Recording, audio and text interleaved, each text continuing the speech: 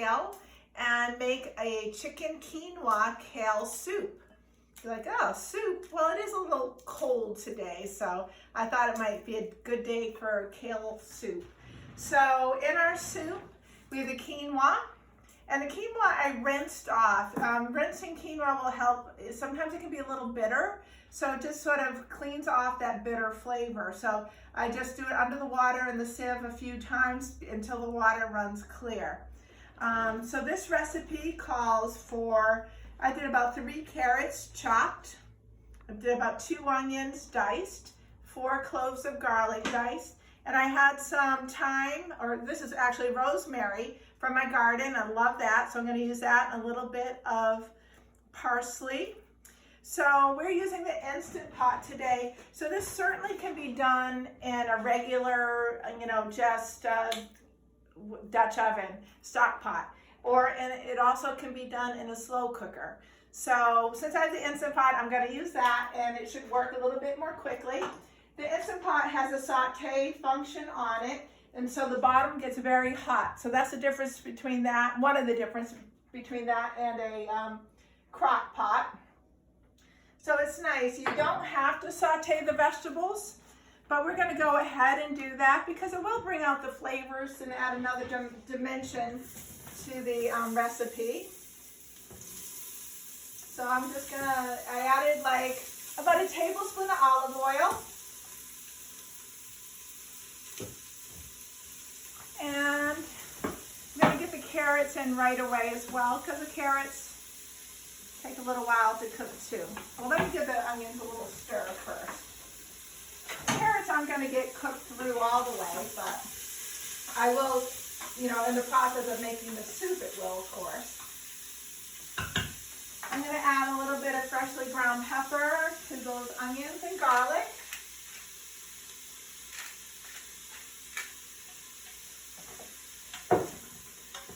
Okay, so that's simmering in there, just sort of on medium.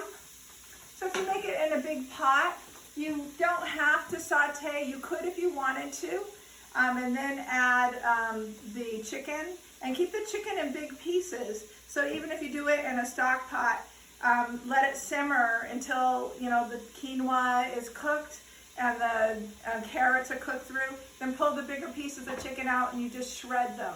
So that's what we're going to do today. So I'm going to add my carrots. And feel free, the recipe only has this in it, but if you had mushrooms, peppers, you could add some celery in here if you would like. You could do that. It also calls for 4 cups of kale. So I did a mixture of all our kale. So 4 types of kale. We've got the curly, the purple Russian, and the dino, and the walking stick. So it's very good.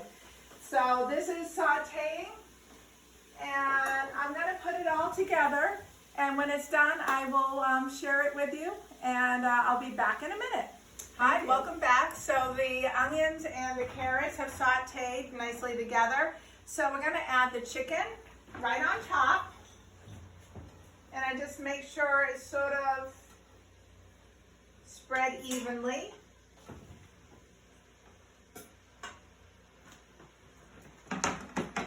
And then I'm going to put the quinoa that has been rinsed off right on top of that. And when I make it in the crock pot, I do the same thing.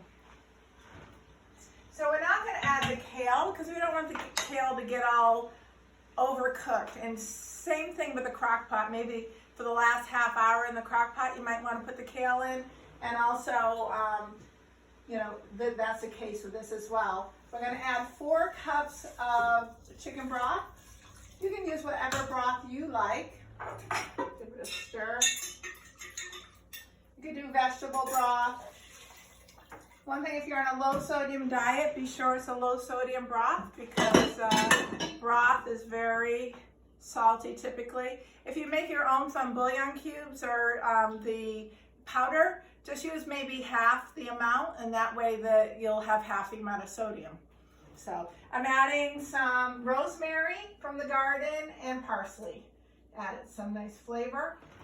So I'm going to put the cover on the Instant Pot, and then I clear it, and then I'm going to do it on high. So that's manual for 8 minutes. And then just be sure the pressure gauge is sealed, and we'll be back. So it has cooked 8 minutes in the pressure cooker, which is the Instant Pot, which uses pressure. So I've taken out the chicken that's cooked. I'm going to shred it with 2 forks. But in the meantime, I have added my 6 cups of kale right into here. Come on over and take a look. And I put it back on the saute function.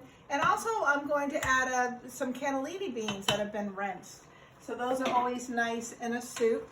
So I'm going to give that a stir. The quinoa is all cooked. And now the kale's starting to turn a nice bright green. And then you assess yourself when you look at it if it has enough water or broth. You could add more broth if needed. But I'm just going to put the cover back on with the saute function on and let the kale cook a bit. So I'm just going to leave it right like that, and I'll be back to show you the finished product. It is done. Let's see what it looks like. Ah, look at that bright green, the shredded chicken, the beans. So this is a perfect supper or lunch, and it's very nutrient filled, and your family's going to love it.